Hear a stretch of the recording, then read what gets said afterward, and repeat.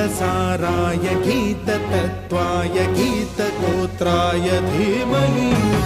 गूढगुल्फाय गन्धमत्ताय गोजयप्रदाय धीमहि गुणातीताय गुणाधीशाय गुणप्रविष्टाय धीमहि एकदन्ताय वक्रतुण्डाय गौरीतनयाय धीमहि गजेशानाय बालचन्द्राय श्री